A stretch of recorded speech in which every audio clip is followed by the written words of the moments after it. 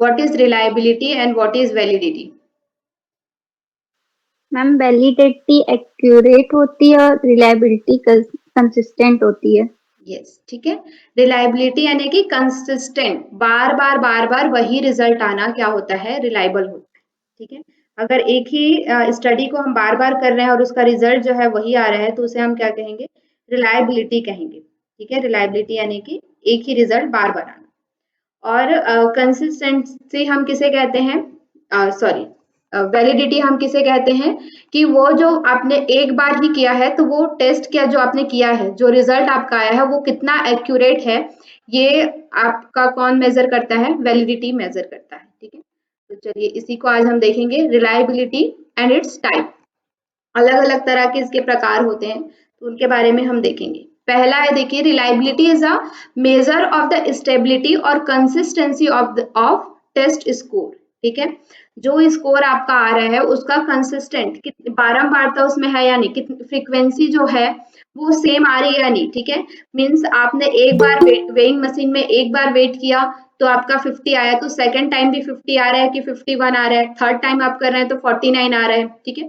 तो वो जो आपने मेजरमेंट स्केल बनाया है, वेइंग मशीन, वो क्या है, आपका एक्यूरेट नहीं है। लेकिन अगर आप रिलायबिलिटी में क्या होगा कि अगर आप 3 से 4 बार, कितनी बार भी उसमें वेइंग मशीन में अपना वेट चेक करेंगे तो हर बार जब 50 आएगा इट मीन्स क्या है, वो रिलायबल है, उसकी वो जो वेइंग मशीन है उसका जो स्कोर है वो क्या है, रिलायबल है। अगर हर बार एक बार 50 आएगा, एक बार 51, एक बार 52, तो वो चीज क्या होगा, रिलायबल नहीं होगा, ठीक है, कंसिस्टेंट नहीं हो रहा है। आप किसको एक्यूरेट मानेंगे, कि 49 को मानेंगे या 50 को मानेंगे या 51 को मानेंगे, ठीक है। इट मीन्स वो रिलायबल नहीं, कंसिस्टेंट नहीं आ रहा है। तो इसे हम क्या कहते हैं, जो भी आपने टेस्ट स्कोर बनाया है, जैसे आपने एक क्वेश्चन एयर प्रिपेयर किया या फिर आपने कोई भी एक इंस्ट्रूमेंट बनाया है, इंस्ट्रूमेंट से अब जैसे थर्मामीटर है, हमारे बहुत सारे इंस्ट्रूमेंट्स होते हैं, थर्मामीटर होता है हमारा, जो बैरोमीटर होता है, या फिर कोई भी होता है, वेइंग मशीन है, तो उसमें क्या होता है, एक बार जिस इंसान का उसी समय आप रिजल्ट देख रहे हैं या फिर अलग अलग इंसान का अलग अलग समय में रिजल्ट देख रहे हैं, तो उनका जो एक्यूरेट है, उनका जो, जैसे बीपी का मशीन है तो उसमें वही बीपी आएगा जो उसका उस समय बीपी चल रहा होगा उसके बॉडी में, ठीक है। तो इसको हम क्या बोलते हैं, अगर बार बार सेम रिजल्ट आ रहा है या जो आपका इंस्ट्रूमेंट है वो सेम रिजल्ट दे रहा है या एक्यूरेट रिजल्ट दे रहा है, तो वो उसका क्या है, कंसिस्टेंट रिजल्ट दे रहा है, तो वो रिलायबिलिटी है, ठीक है। बार बार जब एक ही चीज आ रही है, सही चीज आ रही है, एक ही चीज आ रही है, तो वो क्या है, कंसिस्टेंट है, means it is reliable. We can also think of it as a ability of test or research finding to be repeatable, ठीक है। रिपीटेबल यानी कि कंसिस्टेंट, बार बार रिपीट हो रहा है या नहीं, आपका जो फाइंडिंग है, आपने जो रिसर्च का एक रिजल्ट निकाला है वो बार बार रिपीट हो रहा है या नहीं, ठीक है। इस चीज को चेक करने के लिए क्या किया जाता है, रिलायबिलिटी का यूज किया जाता है। जैसे कि मान लीजिए ये बेसिकली हमारे किस में यूज होता है, जैसे मेडिकल साइंस वगैरह में ज्यादा यूज होता है, ठीक है। जहाँ पे क्या होता है, हम कोई मेडिसिन बना रहे हैं तो मेडिसिन का क्या करते हैं हम, उसको बार बार पहले जानवरों पर चेक किया जाता है, फिर इंसानों पर चेक किया जाता है, फिर अलग अलग, मतलब उसको अलग अलग कम्युनिटी पे चेक किया जाता है, अलग अलग जो एज ग्रुप है उन पे चेक किया जाता है, ठीक है। तो इस उसमें क्या करते हैं कि वो हर बार देखते हैं कि आपका जो रिजल्ट है, जैसे पैरासिटामोल है तो उसका रिजल्ट हर इंसान पे सही आएगा, तभी हम उसे क्या कर सकते हैं, जनरलाइज कर सकते हैं, ठीक है। इंडिया में जो पैरासिटामोल चल रहा है, इट मीन्स उस पर बहुत सारे ऐसे रिसर्चेस उस समय हुए होंगे जिसको देख करके उन्होंने क्या किया है, जनरलाइज किया है, ठीक है। तो जब तक हमारा कंसिस्टेंट रिजल्ट नहीं आएगा तब तक हम किसी चीज को जनरलाइज नहीं कर सकते। तो बार बार हमें क्या है, रिपीटेटिव रिजल्ट जब तक नहीं आएगा या आपके रिजल्ट जो है वो बार बार वही रिजल्ट नहीं देंगे तो उसे हम रिलायबल नहीं कहेंगे। और जब तक वो रिलायबल नहीं होगा आपका जो रिसर्च है तो वो उसे एक्यूरेट भी नहीं माना जाएगा, ठीक है। मतलब कि उसे विश्वसनीय नहीं, रिलायबल का मतलब क्या होता है हिंदी में, विश्वसनीय। विश्वसनीय यानी कि क्या है कि उस पे विश्वास नहीं कर सकते। कभी एक बार 50 रिजल्ट दे रहा है, कभी 40 रिजल्ट दे रहा है, कभी 30 रिजल्ट दे रहा है, तो हम उस पे विश्वास नहीं कर सकते। अगर बार बार हम करेंगे और 50 रिजल्ट ही आएगा, इट मीन्स वो क्या है, रिलायबल है, विश्वसनीय है, ठीक है। तो इसको हम क्या बोलते हैं, रिलायबिलिटी। जैसे कि थर्मामीटर है हमारा, तो थर्मोमीटर में क्या होता है कि कितनी बार भी आप अपना बॉडी टेम्परेचर चेक करते हैं तो जितना आपके बॉडी का टेम्परेचर होता है वही चीज वो क्या करता है, बताता है। ठीक है, उसका जो मर्क्यूरी होता है वो वहीं तक क्या होता है, रेज होता है। तो ये क्या है, आपका रिलायबल स्टडी है। जैसे आप वेइंग मशीन होता है, तो ये सारी चीजें इसमें आती है। ठीक है, अब रिलायबिलिटी के बेसिकली दो टाइप का होता है, एक तो इंटरनल और दूसरा क्या है, एक्सटर्नल रिलायबिलिटी। ठीक है, यहाँ से क्वेश्चन पूछे जाते हैं, इनके टाइप से क्वेश्चन पूछा जाता है, तो इसको हम लोग देखते हैं। पहला क्या है आपका, इंटरनल टाइप्स ऑफ रिलायबिलिटी में internal reliability and external reliability. तो इंटरनल रिलायबिलिटी क्या है, extend to which a measure is consistent within itself. मतलब क्या है कि उसके अंदर में जैसे रिसर्च है वो क्या होना चाहिए, कंसिस्टेंट होना चाहिए।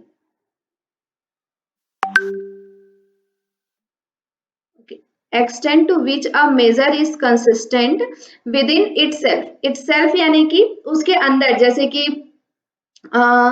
कैसे कह सकते हैं, जैसे हम एक वो बनाए हैं, मान लीजिए एक क्वेश्चन बनाया हमने, एक क्वेश्चन बनाया डिप्रेशन पे। ठीक है, डिप्रेशन सबको पता है, डिप्रेशन हमारा एक मेंटल स्टेट होता है या मेंटल डिसऑर्डर होता है। तो उसमें हमने क्या बनाया है कि एक हमने क्वेश्चन प्रिपेयर किया, तो फिर उसके अंदर हम ये देखेंगे कि वो डिप्रेशन को ही मेजर कर रहा है या नहीं। ठीक है, मतलब उसके अंदर में जो हमने एलिमेंट लिए हैं, जैसे डिप्रेशन के कुछ सिम्टम्स होते होंगे, डिप्रेशन में क्या होता है कि उनको सिर्फ सोते रहने का मन करता है, कुछ भी करने का मन नहीं करता है। तो उस तरह के आपने क्वेश्चन बनाए हैं या नहीं। ठीक है, तो अगर आपने उसका क्या है, वो इंटरनल एलिमेंट है, तो उस इंटरनल एलिमेंट को आपने सही किया है या नहीं, सही तरह से आपने क्वेश्चनर बनाए है नहीं, सही तरह से उसको मेजर किया है या नहीं, तो ये क्या आ जाएगा, इंटरनल में आ जाएगा। ठीक है, उसके अंदर के देखे तो the extent to which the measure varies from one use to another. ठीक है, एक्सटर्नल में क्या होता है, एक्सटर्नल में हम क्या करते हैं, जैसे कि ये आपने एक रिसर्च करके एक फाइंडिंग निकाल दी कि डिप्रेशन का ये जो हमने क्वेश्चनर बनाया है वो डिप्रेशन को ही मेजर करता है। ठीक है, एक बार आपने यहाँ पे रिसर्च करके जनरलाइज कर दिया, फिर उसके बाद उसी रिजल्ट को एक्सटर्नल में क्या किया जाएगा, दोबारा से उसी क्वेश्चनर को यूज करके किया जाएगा। तो वहां पे आपका रिजल्ट जो है वो कंसिस्टेंट आ रहा है या नहीं। ठीक है, जब दूसरी बार वो रिसर्च कंडक्ट किया जाता है तो वो रिसर्च आपका सही रिजल्ट दे रहा है या जो आपने रिजल्ट निकाला है वैसा ही रिजल्ट आ रहा है, आता है, तो उसे हम क्या कहते हैं, एक्सटर्नल कहते हैं। ठीक है, ये तो क्या है, इंटरनल, मतलब अभी जो आपने कर रहे हैं एक, तो उसमें आपका जो रिजल्ट आया है वो डिप्रेशन को ही मेजर किया है या नहीं। ठीक है, वो रिलायबल है या नहीं। जैसे कि आपके 30 सैंपल होंगे तो सभी सैंपल में उन्होंने डिप्रेशन का किया है या नहीं। ठीक है, तो वो सारी चीजें जो आपका इंटरनली आपके रिसर्च के अंदर जब वो किया जाएगा तो वो क्या होगा, इंटरनल होगा। एक्सटर्नल कब होगा, जब आपका रिसर्च हो गया, उसके बाद 3-4 साल बाद या फिर उसी कुछ दिनों बाद आपका रिसर्च जो है वो दोबारा से कंडक्ट किया जाता है और उसमें देखा जाता है कि आपका रिजल्ट जो है सही आया था या नहीं, उसी सर्कमटेंसेस में फिर से उस रिसर्च को करते हैं तो वैसा ही रिजल्ट आता है या नहीं। तो इस तरह का जो रिलायबल होगा वो क्या होगा, एक्सटर्नल रिलायबिलिटी होगा। क्लियर है क्या इंटरनल एंड एक्सटर्नल रिलायबिलिटी?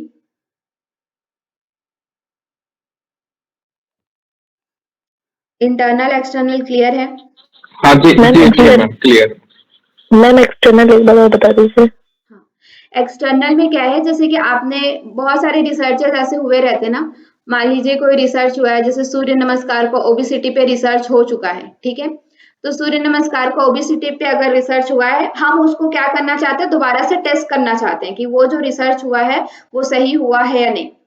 तो उस तरह से जब आप रिसर्च करते हैं तो फिर से आपको क्या करना पड़ेगा, उस रिसर्च को पूरा पढ़ना पड़ेगा, उसके बाद देखना पड़ेगा कि उसमें कहाँ-कहाँ से सैंपल लिए थे, कैसे लिए थे, उसमें क्या किस तरह के सैंपल लिए थे, उसी तरह का पूरा आप एक एनवायरनमेंट फिर से बनाएँगे, उसी तरह का फिर से एक कंडीशन लेंगे और उसी कंडीशन को क्या करेंगे, दोबारा से आप टेस्ट करेंगे, सेम प्रोसीजर को फॉलो करेंगे।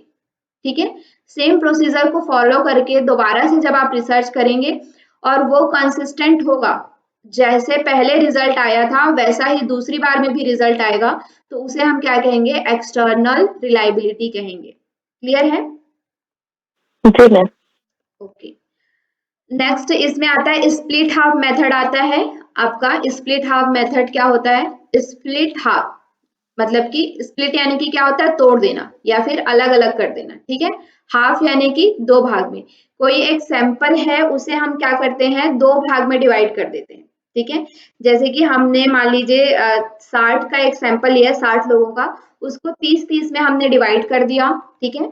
और उसमें हम क्या करेंगे कि 30 लोगों को, ये जो 30 लोग हैं उनको हम अलग क्वेश्चनर भरवाएंगे, ठीक है। और ये जो 30 लोग हैं उनको अलग क्वेश्चनर भरवाएंगे, या फिर हम ऐसा कर सकते हैं कि ये तो जो 30 लोग हैं उनको अलग टाइम पीरियड में क्वेश्चनर भरवाएंगे और ये जो 30 लोग हैं उनको अलग टाइम पीरियड में क्वेश्चनर भरवाएंगे और देखेंगे कि वो कितना रिलायबल है, मतलब दोनों में जो रिजल्ट है वो कितना कंसिस्टेंट है, रिपीटेबल है या नहीं, ठीक है। मतलब कि एक ही रिसर्च को हम अलग अलग सैंपल पर अलग अलग टाइम पीरियड पे कर सकते हैं, या फिर अलग अलग उनके क्वेश्चन लेके कर सकते हैं। दो अलग चीजों को जब एक ही टाइम पे या एक ही सैंपल पे मेजर किया जाता है और उनके बीच में रिपीटेशन देखा जाता है, रिलायबिलिटी देखा जाता है, तो उसे हम क्या कहते हैं, स्प्लिट हाफ मेथड कहते हैं। क्लियर है? क्लियर है क्या? जी मैम। मैम एक बार और बता जी दीजिए।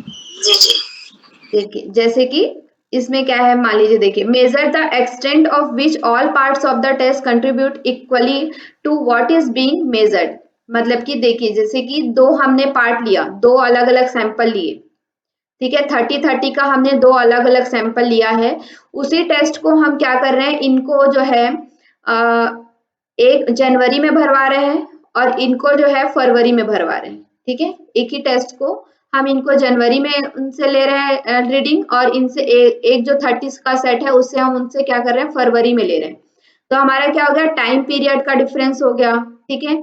और उनके मेंटल स्टेट का डिफरेंस हो सकता है। तो इस तरह से हम देखते हैं कि अगर हम एक ही टेस्ट को अलग अलग टाइम पीरियड में करें तो उनमें कितना कंसिस्टेंट है, रिलायबिलिटी आती है या नहीं, कंसिस्टेंसी आती है या नहीं, तो उसको हम क्या कहते हैं, स्प्लिट हाफ मेथड कहते हैं। क्लियर है अभी? Yes ma'am. मैम स्प्लिट का मतलब ऐसा होता है ना मैम, हाफ कर देना, आधा आधा बांट देना किसी भी चीज को। हमने टोटल क्या लिया है, 60 सैंपल लिया था, 60 सैंपल हमने लिया था, उसमें से हमने 30-30 सैंपल कर दिए हैं, उसको आधे आधे पार्ट पे डिवाइड कर दिया है और उन पे अलग अलग टाइम पीरियड पे हम क्या देख रहे हैं, उन पे रीडिंग देख रहे हैं या उन पे इफेक्ट देख रहे हैं अपने टेस्ट का, तो उसको हम क्या कहते हैं, स्प्लिट हाफ मेथड कहते हैं, ठीक है। Yes ma'am. चलिए, एक्सटर्नल में क्या आता है, test retest.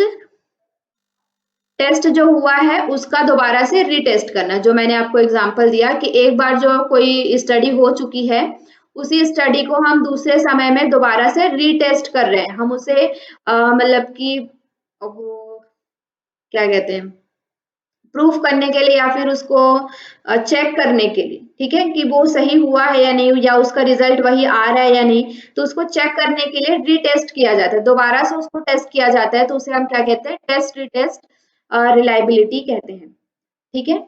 Major the stability of the test over the time.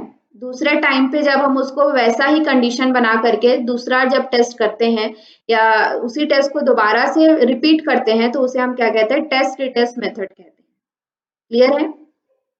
Yes ma'am. उसके बाद आता है इंटररेटर। इंटररेटर में क्या होता है, to the degree of which different rater give consistent estimate of the same behaviour. Rater का मतलब क्या है, अलग अलग सैंपल, जैसे कि रेटिंग, हम एक 5 स्टार में होटल में गए, ठीक है, वहां पे हमारे पास क्या है कि 5 स्टार आपको होटल में गए हैं, वहां पे 5 स्टार आपको मिला है, कि इसमें से आप हमें रेटिंग करिए, तो क्या सभी जो वहां पे जाएंगे वो उनको सभी लोग 5 स्टार देंगे क्या? नहीं, कम भी दे पाएंगे। कम भी दे सकते हैं, है ना, कोई 3 दे सकता है, कोई 4 दे सकता है। तो रेटर मतलब क्या है, जो रेटिंग कर रहा है, वो रेटिंग यानी कि जो उसका सैंपल कर रहा है, सैंपल है, ठीक है। तो वो सैंपल है, वो लोग कितना कंसिस्टेंट रिजल्ट दे रहे हैं या कितना कंसिस्टेंट उनका बिहेवियर है। जैसे कि 30 लोग उस 5 स्टार होटल में क्या करने गए, खाने गए, ठीक है। तो उन 30 लोगों में से कितने लोगों ने 5 स्टार दिया, तो ये उसकी क्या हो जाएगी, कंसिस्टेंसी हो जाएगी। मतलब ऐसा कहते हैं ना कि हमारे जो वो है हमारा जो होटल है उसे क्या है 4 स्टार रेटिंग मिली है या फिर हमारा क्या है वो 4 स्टार रेटिंग है। इट मीन्स क्या है वो ज्यादा से ज्यादा लोगों ने क्या किया है उसका 4 स्टार दिया है उसको, तभी उसका एवरेज क्या आया है 4 स्टार आया। जैसे हाँ जैसे मूवी का रिव्यू देते हुए करते हैं लोग। हाँ मूवी का मैम मैम क्या जैसे जोमेटो बॉय आता है तो वो कहता है सर अपना फोन दिखा दीजिए, फिर अपने आप ही अपनी 5 स्टार की रेटिंग देके चला जाता है। ठीक है। तो रेटर यानी कि कितने लोग एक ही चीज पे जैसे कि मूवी है या फिर कोई भी आप रिसर्च कर रहे हैं तो उस रिसर्च पे कितने लोग ज्यादा से ज्यादा एक ही जैसा रेटिंग कर रहे हैं तो उसे हम क्या कहते हैं इंटर रेटर रिलायबिलिटी कहते हैं। ये भी क्या होता है एक्सटर्नल रिलायबिलिटी होता है। क्लियर है? Yes ma'am. जी मैम। ओके चलिए इसी को कुछ और पार्ट्स में सेम ही है, उसी चीज को बांटा गया है यहाँ पे। पहला रिलायबिलिटी एक्यूरेसी इन मेजरमेंट या कंसिस्टेंट। तो ये क्या होता है स्टेबिलिटी रहता है इसमें, स्टेबिलिटी के अकॉर्डिंग इसको दो जो है हमारे टेस्ट रिटेस्ट और पैरेलल। तो ये क्या स्टेबिलिटी क्यों बोला गया इसको, क्योंकि ये एक बार हो चुका है इसका रिसर्च। ठीक है इसमें जनरली आप देखेंगे इन दोनों में एक बार उसका रिसर्च हो चुका है या फिर साथ ही साथ रिसर्च चल रहा है। पैरेलल फॉर्म रिलायबिलिटी यानी कि साथ ही साथ दो रिसर्च कर रहे हैं, मतलब कि वो एक तरह से पहले से स्टेबल है। ठीक है और दूसरा कंसिस्टेंसी यानी कि क्या है कि कितनी बार वो क्या हो रहा है रिपीटेटिव रिजल्ट आ रहा है। जैसे कि इंटर रेटर है, स्प्लिट हाफ है, तो अलग अलग लोग उस पे कितनी बार सेम जैसा रेटिंग कर रहे हैं। ठीक है सेम उस पे रिजल्ट दे रहे हैं तो वो क्या होता है कंसिस्टेंसी होता है। ठीक है तो चलिए इसको हम लोग देखते हैं। टेस्ट रिटेस्ट हमने देख लिया वही चीज है the reliability coefficient obtained with the repetition of the identical major on the second occasion. ठीक है दूसरी बार सेकंड ओकेजन यानी कि क्या है दूसरी बार जब उसका टेस्ट किया जाए उसके कोफिशिएंट का तो वो रिपीट हो रहा है या नहीं उसको चेक करने के लिए हम क्या करते हैं टेस्ट रिटेस्ट रिलायबिलिटी लगाते हैं। ठीक है जब वही रिसर्च को हम दूसरी बार सेकंड ओकेजन में हम उसको चेक करें दूसरी जगह पे दूसरे लोगों के साथ दूसरे टाइम पीरियड में तो वही चीज वो दे रहा है वो रिजल्ट या नहीं। अगर दे रहा है तो वो क्या होगा टेस्ट रिटेस्ट रिलायबिलिटी उसकी क्या होगी होगी। ठीक है मतलब कि जब सेकंड टाइम में वही रिजल्ट सेम रिजल्ट दे रहा है वही जो स्टडी है वो सेम रिजल्ट दे रहा है तो वो क्या होगा टेस्ट रिटेस्ट रिलायबिलिटी होगा। ठीक है पैरेलल फॉर्म रिलायबिलिटी मतलब the reliability coefficient obtained by the two comparable set of measure. ठीक है दो सेट है उनको हम सेम टाइम पे। ठीक है मान लीजिए जैसा कि हमने कल वो देखा था ना कंपेरेटिव स्टडी एक मैंने आप लोग को बताया था काई स्क्वायर टेस्ट में कि सेम रिसर्च जो है वो नागपुर में भी चल रहा है और दिल्ली में भी चल रहा है। ठीक है तो उस समय हम क्या करेंगे वो एक ही रिसर्च जो है वो नागपुर के स्टूडेंट्स में भी चल रहा है और दिल्ली के भी स्टूडेंट्स में भी चल रहा है। तो फिर हम उसमें देखेंगे कि वो कितना रिलायबल है कितना कंसिस्टेंट है वो। तो अगर उसे हम क्या कहेंगे पैरेलल फॉर्म रिलायबिलिटी मतलब एक ही समय में एक ही रिसर्च दो अलग अलग जगह पे चल रहा है पैरेलल चल रहा है। पैरेलल मतलब समझते हैं ना आप लोग पैरेलल लाइन हम पढ़ते थे मैथ्स में आता था। पैरेलल यानी कि क्या होता है एक साथ जो चलते रहते हैं लेकिन कभी मिल नहीं सकते है ना। मैम कह देते हैं कि एट द यूनिवर्स किसी एंड में ये मिल ही जाएंगे। मिल ही पैरेलल लाइन कभी नहीं मिलते हैं क्योंकि वो उनके बीच का जो ये डिफरेंस है वो हमेशा हर जगह क्या रहेगा सेम ही रहेगा। Yes ma'am. ठीक है तो एक ही जो स्टडी जब हम अलग अलग जगह पे कर रहे हैं तो उसे हम क्या कहते हैं पैरेलल फॉर्म रिलायबिलिटी कहते हैं। क्लियर है दोनों रिलायबिलिटी? Yes ma'am. मैम इसमें मैम टेस्ट का बहुत मतलब ऐसे है कि किस टेस्ट फ्री टेस्ट और फिर पैरेलल और फिर रिलायबिलिटी मतलब इन चीजों से मैटर करती है वो। हाँ मतलब अलग अलग जो स्टडी करते हैं टेस्ट रिटेस्ट आपको रिलायबिलिटी किसी स्टडी को मिला है इट मींस वो क्या है ज्यादा एक्यूरेट है मतलब उस पे दोबारा से टेस्ट हो चुका है। जैसे आप लोगों ने अगर कोई क्वेश्चन वगैरह देखा होगा तो उनका मैनुअल पढ़ा होगा, पढ़ा है क्या किसी ने क्वेश्चन वगैरह का मैनुअल?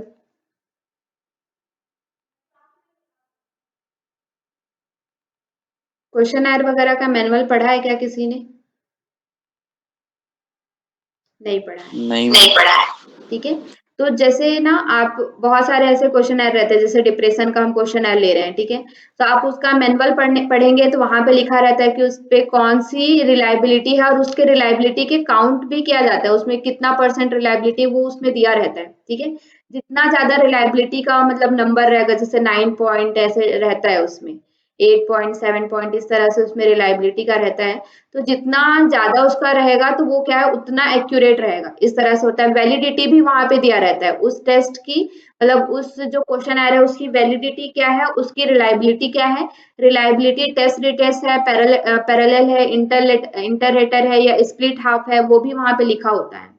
ठीक है, तो आप देखेंगे जैसे कोई भी टेस्ट लेते हैं ना, जैसे आप वो सब जो हम क्या कराते हैं, ब्लड टेस्ट वगैरह भी कराते हैं, तो उनकी भी वैलिडिटी रिलायबिलिटी होती है। ब्लड टेस्ट के लिए जो इंस्ट्रूमेंट वगैरह यूज किया जाता है, जो केमिकल्स यूज किए जाते हैं, उन सब का वैलिडिटी रिलायबिलिटी रहता है। आप कभी केमिस्ट वगैरह के पास जाएंगे, जो लैब टेक्नीशियन वगैरह होते हैं, तो वहां पे जो हम करते हैं, कोई भी टेस्ट करते हैं, तो हर एक टेस्ट का क्या होता है, रिलायबिलिटी और वैलिडिटी होता है।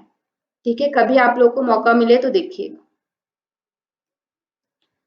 Yes ma'am. चलिए, नेक्स्ट है कंसिस्टेंसी। कंसिस्टेंसी वाले में आपके 3 आते हैं। इंटर आइटम कंसिस्टेंसी रिलायबिलिटी, मतलब क्या है, a test of the consistency of respondent responses of all the item in the measure. ठीक है, मान लीजिए जैसे एक क्वेश्चन आ रहा है, इंटर आइटम कंसिस्टेंसी रिलायबिलिटी, इसका मतलब समझिए। इंटर आइटम मतलब इंटर यानी कि क्या होता है, इंटर पर्सनल, मतलब कि क्या है, दो लोग, ऐसा बोलते हैं ना, इंटरपर्सनल में क्या होता है, दो लोगों के बीच में संवाद, ऐसा है, रहता है ना। Yes ma'am. और मैम इंट्रा मतलब अपने से होता है, वो जैसे कम्युनिकेशन में 2 टर्म नहीं है।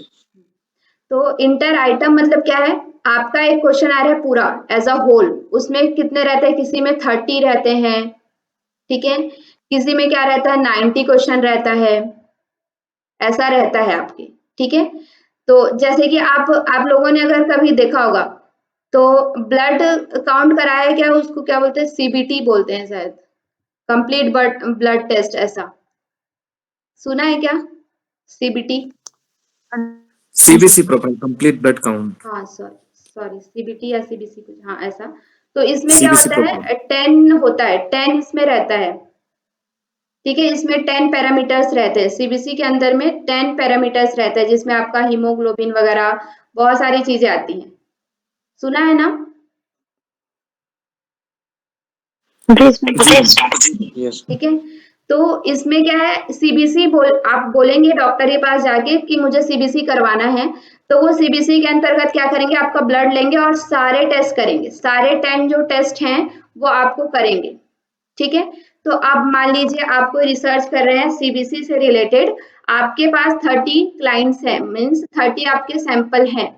ठीक है, तो अब 30 सैंपल हैं, तो 30 सभी सैंपल के आप क्या लेंगे, सीबीसी टेस्ट कराएंगे, तो सभी के आपके पास रिपोर्ट आएंगे। ठीक है, तो अब इंटर आइटम कंसिस्टेंसी रिलायबिलिटी में आप क्या देखेंगे कि ये जो 1 और 2 हैं, ठीक है, तो इसमें मान लीजिए हम सिर्फ सीबीसी का एक चीज ले रहे हैं, एचबी काउंट होता है उसमें, और बाकी आप ऐसे सभी में करेंगे, तो एचबी काउंट है। तो एचबी काउंट जो फर्स्ट क्लाइंट का एचबी काउंट में क्या है, सेकंड क्लाइंट का एचबी काउंट क्या है, थर्ड का क्या है, ऐसे आप सभी 30 का क्या करेंगे, कंपैरिजन करेंगे। ठीक है, तो ये क्या हो जाएगा, इंटर आइटम कंसिस्टेंसी रिलायबिलिटी, मतलब कि वो जो रेस्पोंडेंट है, ठीक है, वो एक ही क्वेश्चन पे अलग अलग रेस्पोंडेंट कैसा आंसर दे रहे हैं, तो वो चीज आपका क्या होता है, इंटर आइटम कंसिस्टेंसी रिलायबिलिटी है। इसको आप क्वेश्चन आंसर से ज्यादा अच्छे से समझ सकते हैं कि क्वेश्चन आंसर में क्या है, 10 क्वेश्चन है, उसमें से एक ही क्वेश्चन पर, आपके क्वेश्चन में क्या है, 3 आपके पास आंसर है, हाँ, नहीं और इसके विषय में कुछ नहीं पता।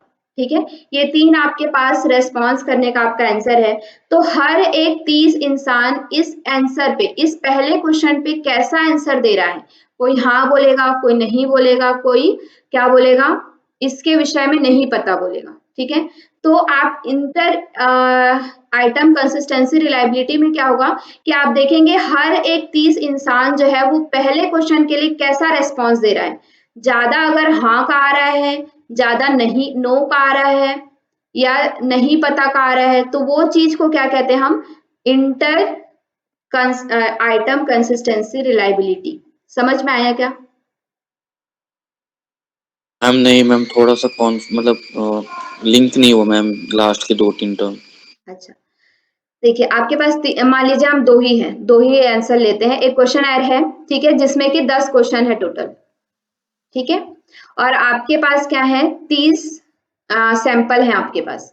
तो ये जो पहला क्वेश्चन है उसमें आपको आंसर देना है हाँ या ना, ठीक है। तो आप देखेंगे पहले 30 में से पहले ने क्या दिया है? हाँ दिया है। दूसरे ने क्या दिया है? नहीं दिया है। ऐसे कर करके आपको पता चला कि 20 लोगों ने जो है वो हाँ दिया है, यस, और 10 लोगों ने क्या दिया है? नो दिया है, ठीक है। एक ही क्वेश्चन पे, पहले क्वेश्चन पे 20 लोगों ने यस आंसर दिया है और 10 लोगों ने क्या दिया है? नो आंसर दिया है, ठीक है। तो इससे हम क्या करेंगे? जो ज्यादा आंसर जहां पे मिलता है या कंसिस्टेंट आंसर, रिपीटेटिव आंसर जो हमें ज्यादा मिलता है, तो हम क्या कहेंगे? Inter item consistency. उसी तरह से हम सेकंड क्वेश्चन के लिए देखेंगे, उसी तरह से हम थर्ड क्वेश्चन के लिए देखेंगे। ऐसे हम 10 क्वेश्चन के लिए हर एक रेस्पोंडेंट का क्या देखेंगे? आंसर देखेंगे कि पहले क्वेश्चन के लिए 30 लोगों ने क्या क्या आंसर दिया है, दूसरे क्वेश्चन के लिए 30 लोगों ने क्या क्या आंसर दिया है। हम इसमें क्या करते हैं? एक ही जो 10 क्वेश्चन का जो क्वेश्चन आयर है, उसी पे हम क्या कर रहे हैं? एनालिसिस कर रहे हैं, ठीक है। तो ये क्या होता है? इंटर रेटर होता है, sorry, inter item consistency reliability होता है। समझ में आया अभी?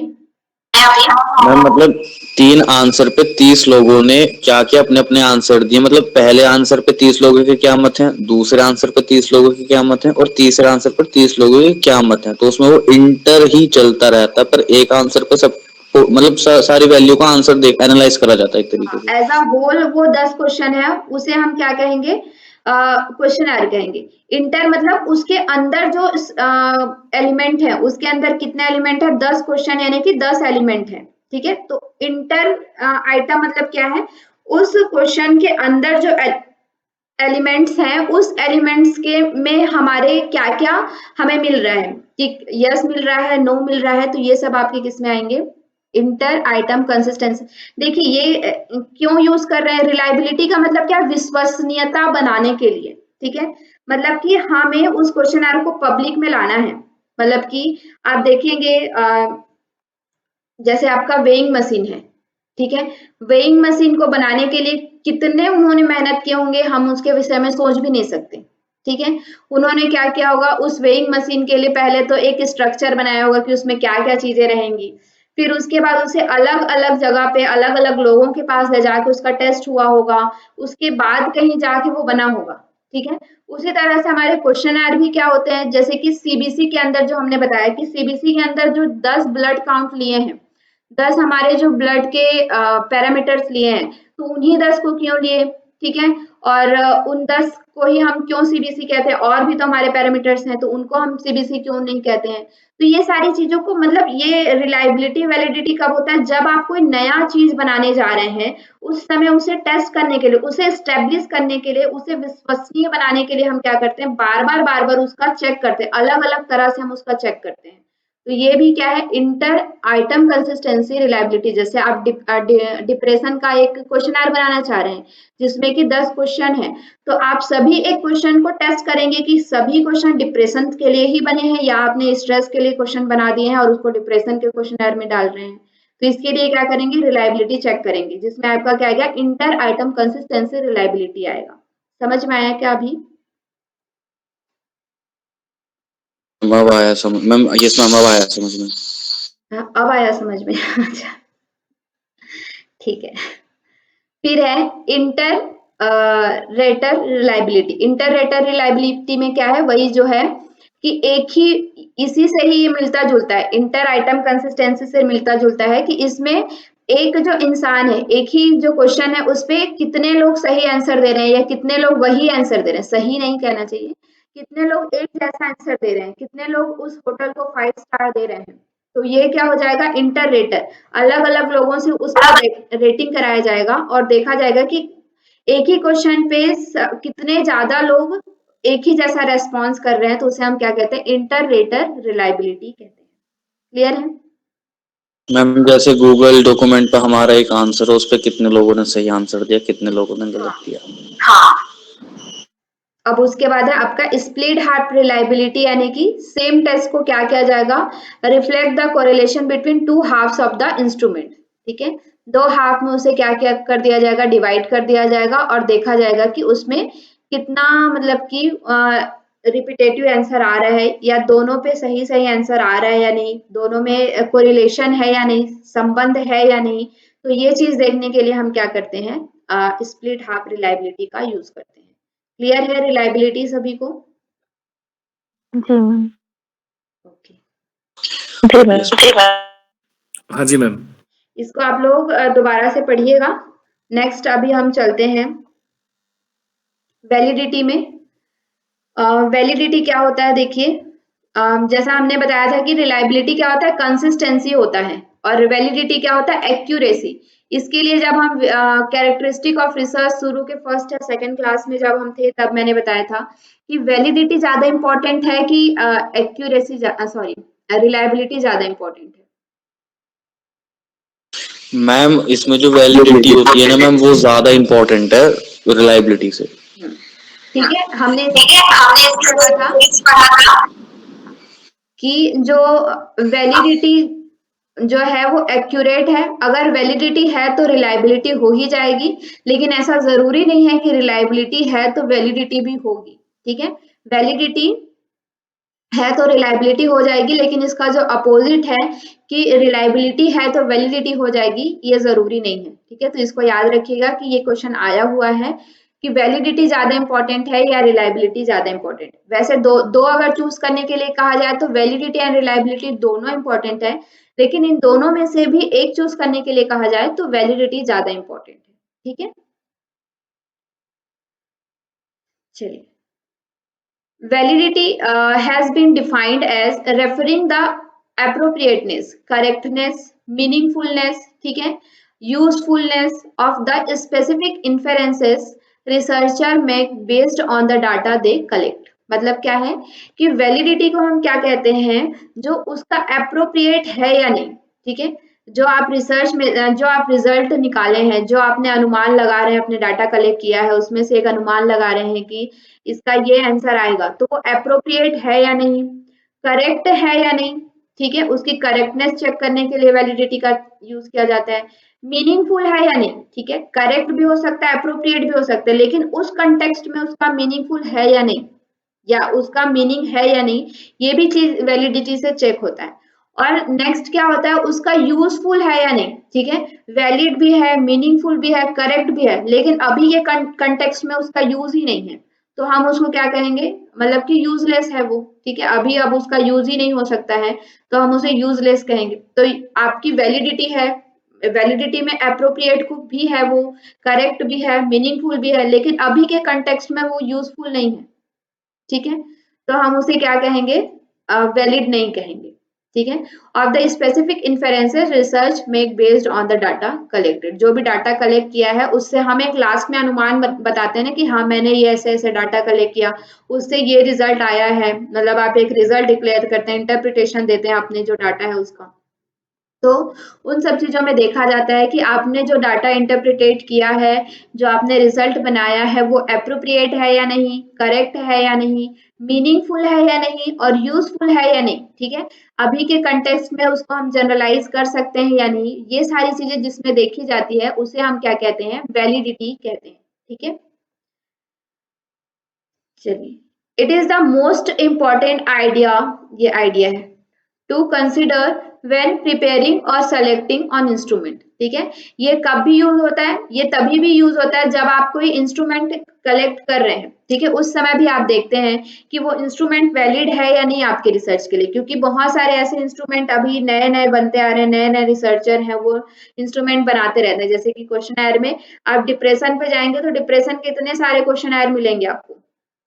ठीक है, तो वो जो क्वेश्चन है आपके रिसर्च के लिए कितना अप्रोप्रिएट है, वो जो क्वेश्चन है वो कितना वैलिड है, उसकी वैलिडिटी क्या है, वो सारी चीजें जब आप चेक करके ही आप उस चीज को क्या करते हैं अपने रिसर्च में इंक्लूड करते हैं। तो यहाँ पे भी इसका क्या होता है, यूज होता है वैलिडिटी का। नेक्स्ट है वैलिडिटी रिफर्स टू एक्यूरेटनेस, वही accuracy of the research as a whole and the accuracy of each step independently. ठीक है, दोनों जगह पे, ठीक है, आपका पूरा रिसर्च एक्यूरेट है या नहीं और आपका हर एक स्टेप एक्यूरेट है या नहीं। ठीक है, मतलब आपने लिटरेचर रिव्यू सही से किया है या नहीं, आपने सही से सैंपल कलेक्ट किया है या नहीं, रिसर्च डिजाइन आपने सही लिया है या नहीं, वेरिएबल आपने सही लिया है या नहीं, आपने डाटा एनालिसिस डाटा कलेक्शन सही से किया है या नहीं। ये हर अलग अलग स्टेप में भी यूज होता है और एज अ होल आपने थीसिस जो बना के दिया तो एज अ होल वो सही है या नहीं, दोनों जगह पे आपकी वैलिडिटी जो है वो क्या होती है, यूज होती है। ठीक है, it is the highly aim every researcher want to achieve. ठीक है, एक हर एक रिसर्चर का एम होता है कि वो क्या करे, एक अच्छी चीज समाज को दे। ठीक है, सोसाइटी में कुछ ऐसी चीज लेके आए जो क्या हो, सोसाइटी के लिए यूज हो या वो इतना वैलिड हो कि वो उसकी क्या हो, उसकी पॉपुलैरिटी हो। ठीक है, तो यही एक एम होता है कि हर एक रिसर्चर का एक एम होता है कि मेरा जो रिसर्च है वो क्या हो, वैलिड हो। ठीक है, ये जो बोल्ड में लिखा हुआ है यहाँ तक ये आया हुआ है। ठीक है, validity refers to the accurateness of the research as a whole and the accuracy of the research each step independently. ठीक है, ऐसा पूछा जाता है कि what is use which is use as a accurateness of the research as a whole and accuracy of each step independently. ठीक है, तो यहाँ पे इसका आंसर क्या आएगा, वैलिडिटी। समझ में आया क्या वैलिडिटी? Yes ma'am. हाँ जी मैम। चलिए, तो यहाँ पे वैलिडिटी के भी कुछ टाइप्स हैं, काइंड्स ऑफ वैलिडिटी में। कंस्ट्रक्ट वैलिडिटी है आपका, जिसे हम मेजरमेंट करते हैं, और इन्फेरेंस वैलिडिटी जिसमें स्टडी को मेजर किया जाता है। ठीक है, कंस्ट्रक्ट वैलिडिटी में भी आपके टाइप्स आते हैं, जैसे फेस वैलिडिटी आता है, कंटेंट वैलिडिटी आता है, क्राइटेरियन में फिर आपके predictive, concurrent, convergent and discriminant. ठीक है, उसके बाद आपका इन्फेरेंस वैलिडिटी में आपका आता है इंटरनल एंड एक्सटर्नल, जैसे हमने रिलायबिलिटी में भी देखा था इंटरनल एक्सटर्नल, उसी तरह से यहाँ पे भी वैलिडिटी में भी इंटरनल एंड एक्सटर्नल वैलिडिटी आता है। चलिए, तो फर्स्ट हम लोग देखते हैं internal and external validity. Internal validity मतलब क्या है, जैसा कि नाम से ही स्पष्ट हो रहा है कि ये क्या है, इंटरनली आपके रिसर्च के अंदर की चीजें कितनी वैलिड हैं उसको देखने के लिए कि आपने सही से रिसर्च डिजाइन यूज किया है या नहीं, सैंपल साइज यूज किया है या नहीं, या रिसर्च को सही तरह से कलेक्ट किया है या नहीं, डाटा एक्यूरेट है या नहीं। ये सारी चीजें इंटरनली आपके रिसर्च को देखने के लिए क्या किसका यूज किया जाता है, इंटरनल वैलिडिटी का यूज किया जाता है। ठीक है, देखिए, internal validity refers to the accuracy of the data tools that data collection, accuracy of the data collection, आपने सही तरह से डाटा कलेक्शन किया है या नहीं, डाटा कलेक्शन करने के लिए जो टूल यूज किया है वो सही है या नहीं। ठीक है, कोई प्रोसीजर, मतलब कि पूरा रिसर्च प्रोसीजर आप जो कर रहे हैं, हमारा मेन क्या है, रिसर्च एक सिस्टमेटिक प्रोसेस है, तो जो आप प्रोसेस फॉलो कर रहे हैं वो सही है या नहीं, या कोई टेक्निक आप जिसमें आप रिसर्च में यूज कर रहे हैं तो वो सारी टेक्निक आपके सही है या नहीं, उसको चेक करने के लिए, उसकी एक्यूरेसी को चेक करने के लिए क्या किया जाता है, इंटरनल वैलिडिटी का यूज किया जाता है। ठीक है, it is the accuracy of the internal design that need to be controlled by the researcher। ठीक है, इंटरनल वैलिडिटी को क्या है, एक रिसर्चर कंट्रोल कर सकता है। ठीक है, एक रिसर्चर के हाथ में होता है कि उसको कैसे डाटा कलेक्शन टूल यूज करना है। ठीक है, कौन सा प्रोसीजर लेना है, कौन सा टेक्निक लेना है, कितने सैंपल लेने हैं, ये सारी चीजें क्या होती है, एक रिसर्चर के हाथ में होती है, और इन सभी चीजों को, इस वैलिडिटी को जो है रिसर्चर खुद कंट्रोल कर सकता है। ये क्वेश्चन जो बोल्ड में लिखा हुआ है वो क्वेश्चन आया हुआ है। ठीक है, कि इंटरनल वैलिडिटी को रिसर्चर कंट्रोल कर सकता है या नहीं कर सकता है, तो रिसर्चर इसको कंट्रोल कर सकता है। ठीक है, कि आप सही से डाटा यूज कर रहे हैं या नहीं, डाटा कलेक्शन टूल यूज कर रहे हैं, या फिर काम चलाने के लिए, चलो मेरा काम जल्दी हो जाए इसलिए ऐसा टूल यूज करके आप खत्म करेंगे, तो उसकी इंटरनल वैलिडिटी क्या हो जाएगी, कम हो जाएगी। तो ये सारी चीजें जो है procedure, technique, data tool collection, ये सारी चीजें कौन करता है? रिसर्चर कंट्रोल कर सकता है, ठीक है। And inaccurate research design and technique cannot yield accurate and valid research, ठीक है। जब ये रिसर्च है, ठीक है, रिसर्चर लिखा हुआ है, तो जब आप कोई इनएक्यूरेट टूल्स यूज कर रहे हैं, प्रोसीजर गलत तरह के यूज कर रहे हैं, टेक्निक गलत तरह से यूज कर रहे हैं, ठीक है, रिसर्च डिजाइन आपने गलत लिया है, तो उसका कभी भी उसका जो रिजल्ट है वैलिड नहीं आ सकता, ठीक है, वैध नहीं हो सकता। आपका जो रिसर्च है वैध नहीं हो सकता जब तक आपने सही से रिसर्च डिजाइन नहीं यूज किया है, डाटा कलेक्शन आपने सही से नहीं यूज किया है, प्रोसीजर आपने नहीं लिया है। लेना चाहिए था आपको 60-70 सैंपल, आपने 20 सैंपल लेके अपना रिसर्च कर लिया, तो वो सारी चीजें क्या होती हैं आपकी सही नहीं हो पाएंगी। क्लियर है? there is a Yes, ma'am. there is causal relationship between the independent variable and dependent variable, इसको भी क्या कहते हैं? इंटरनल वैलिडिटी कहते हैं, ठीक है। जो independent variable and dependent variable में कॉजल रिलेशनशिप, कॉजल यानी कि क्या है बताइए? ये टर्म हमने पढ़ा था कॉजल।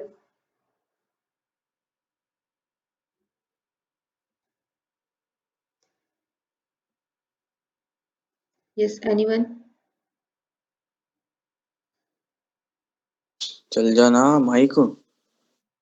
हाँ, मैम कॉजल रिसर्च का मतलब होता है मैम, हम लोग ना एक्सप्लेनेटरी रिसर्च पे हम लोग बात करते हैं, जिसमें हम लोग कॉज एंड इफेक्ट की बात करते हैं। बेसिकली हम एक्सप्लेन करते हैं चीजों को, तो उसमें हमने कॉजल जो एक्सप्लेनेटरी रिसर्च है उसको कैजुअल रिसर्च भी कहा जाता है। कॉजल रिसर्च कहते हैं, ठीक है। Yes ma'am. कॉजल मतलब क्या है? इंडिपेंडेंट एंड डिपेंडेंट वेरिएबल में जो कॉजल रिलेशनशिप होता है, मतलब कि कार्य कारण सिद्धांत जिसको हम कहते हैं ना, मतलब कॉज एंड इफेक्ट, ठीक है। Yes ma'am. Yes ma'am.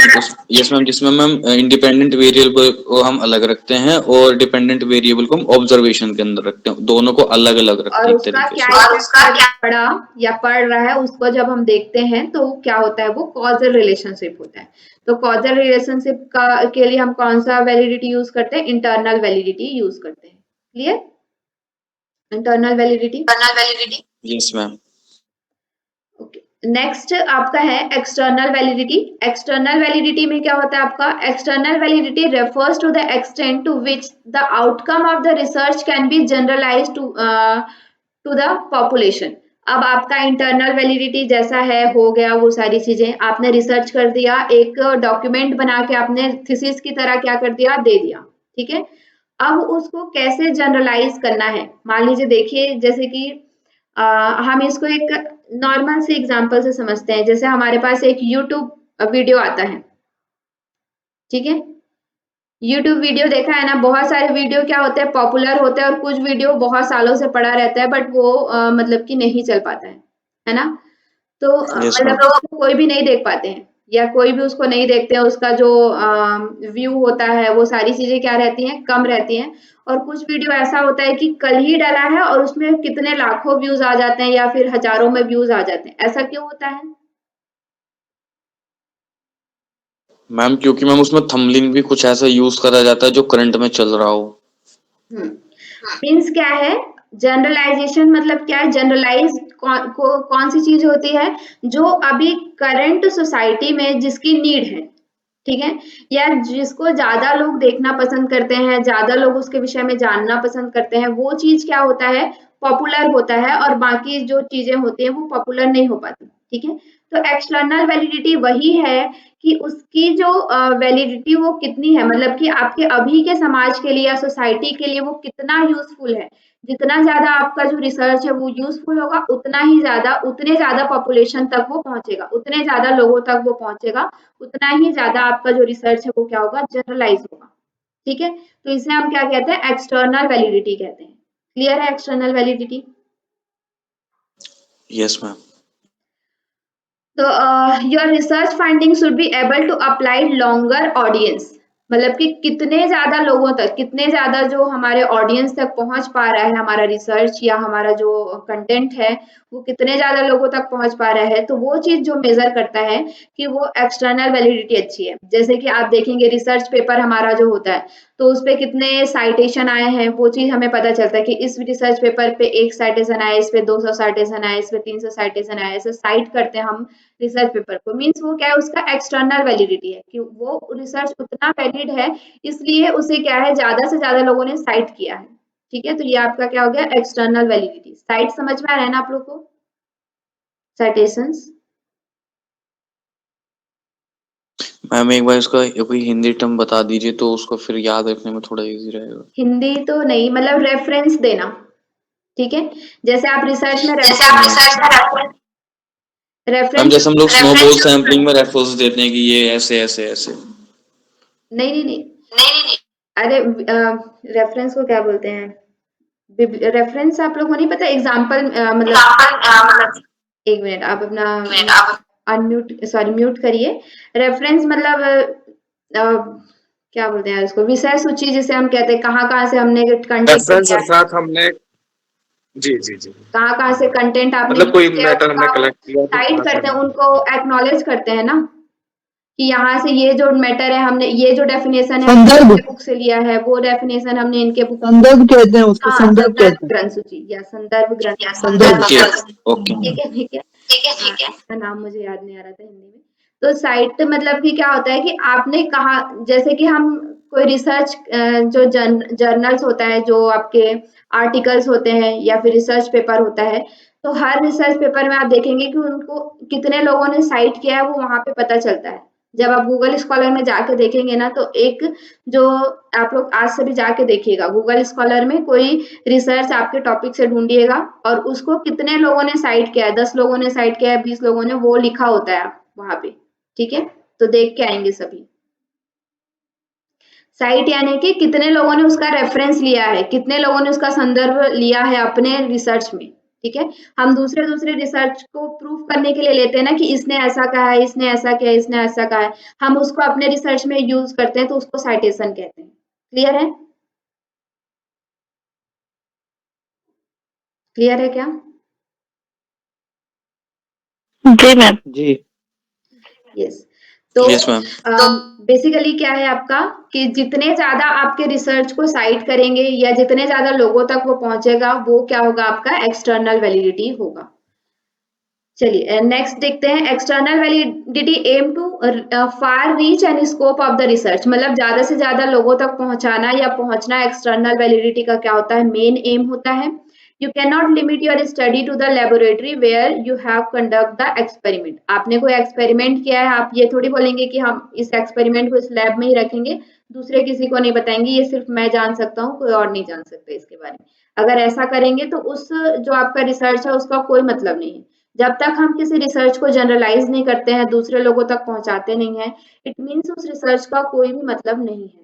ठीक है, तो जितना आपका एक्सटर्नल वैलिडिटी अच्छा है, मीन्स जितने ज्यादा लोगों तक आपका रिसर्च पहुंच रहा है, इट मीन्स आपका रिसर्च उतना ही ज्यादा क्या है, वैलिड है एक्सटर्नली।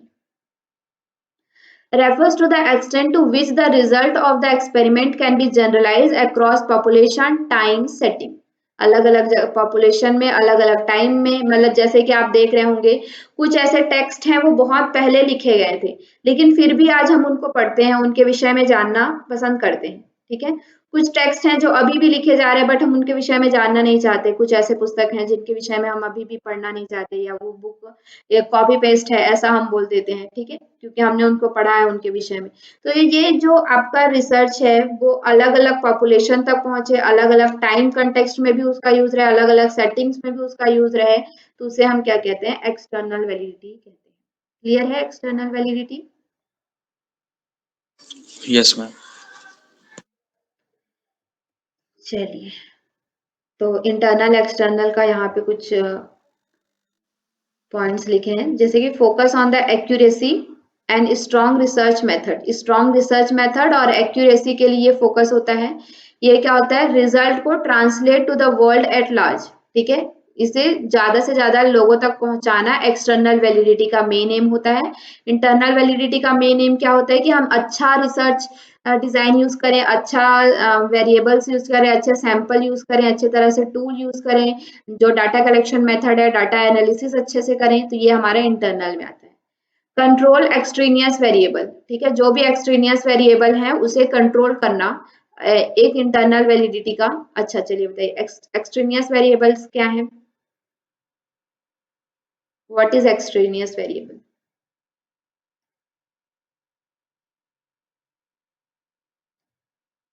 मैम अनकंट्रोल वेरिएबल, जिसको मैम हम कंट्रोल नहीं कर सकते, जिसका इम्पैक्ट बाहर से पड़ता है। यस, ठीक है। मीन्स आपका बेसिक क्या है कि दो वेरिएबल हम लेते हैं, इंडिपेंडेंट एंड डिपेंडेंट वेरिएबल। उसके अलावा जो वेरिएबल जो हमारे रिसर्च को अफेक्ट करते हैं, कुछ वेरिएबल्स को हम कुछ हद तक कंट्रोल कर सकते हैं कि रिसर्चर कंट्रोल कर सकता है, और कुछ वेरिएबल को कंट्रोल नहीं कर सकता। तो ये आपका क्या है, internal external sorry extraneous variable होते हैं। नेक्स्ट आपका क्या है, कंक्लूजन आर वारंटेड, मतलब कि कंक्लूजन आपका जो हमने रिजल्ट दिया है वो क्या वारंटेड, यानी कि उसकी वारंटी हो, मतलब कि उसकी विश्वसनीयता हो, उसकी वैधता हो। उसके बाद क्या है, एलिमिनेट अल्टरनेटिव एक्सप्लेनेशन, जो भी अल्टरनेटिव एक्सप्लेनेशन है या जो उसके विषय में तर्क वितर्क है उन सभी को क्या करना, एलिमिनेट करना। ये आपका क्या होता है, बेसिकली आपके इंटरनल वैलिडिटी के अंतर्गत आता है। दूसरे में क्या है कि उसे ज्यादा से ज्यादा लोगों तक पहुंचाना। फाइंडिंग आर जनरलाइज, जो भी आपने यहाँ पे रिजल्ट निकाला है, कंक्लूजन निकाला है, वो ज्यादा से ज्यादा लोगों तक पहुंचे, जनरलाइज करें। Outcome apply are the practical situation, जो भी आपने रिसर्च किया है इंटरनल वैलिडिटी के साथ, वो रिसर्च क्या हो, प्रैक्टिकल सिचुएशन को लेकर हो। ऐसा नहीं कि जैसा कि हमने शुरू में ही पढ़ा था, वैलिडिटी में क्या होगा, एप्रोप्रिएटनेस होना चाहिए, ठीक है, करेक्टनेस होना चाहिए, मीनिंगफुल होना चाहिए, और ज्यादा से ज्यादा क्या हो, यूजफुल होना चाहिए, ठीक है। अभी के प्रेजेंट कंटेक्स्ट में उसका यूजफुल हो, तभी आपका जो रिसर्च है वो क्या है, वैलिड कहा जाएगा, ठीक है। तो ये आपका इंटरनल एक्सटर्नल वैलिडिटी है। नेक्स्ट के जो वैलिडिटीज हैं हम कल देखेंगे, ठीक है।